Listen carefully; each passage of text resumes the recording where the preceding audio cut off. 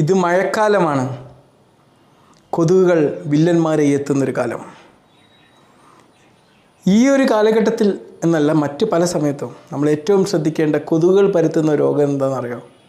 അത് ഫൈലേറിയാസിസ് അല്ലെങ്കിൽ elephantiasis, lymphatic filariasis അല്ലെങ്കിൽ മന്ത് രോഗമാണ്.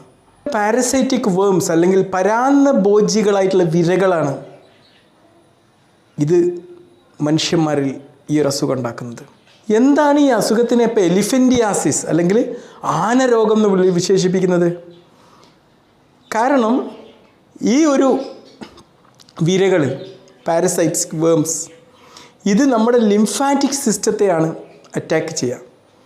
ലിംഫാറ്റിക് സിസ്റ്റം എന്ന് നമുക്കറിയാം, നമ്മളെ രോഗപ്രതിരോധ ശേഷിയൊക്കെ സഹായിക്കുന്ന സിസ്റ്റമാണ്. പൊതുവേ അവ കുറച്ച് എന്തെങ്കിലും അസുഖം വരുമ്പോൾ തന്നെ വീങ്ങി വരുന്ന ഒരു സിസ്റ്റമാണത്. ഇതിനെ അറ്റാക്ക് ചെയ്യുമ്പോൾ ഇതങ്ങോട്ട് വല്ലാതെ അങ്ങോട്ട്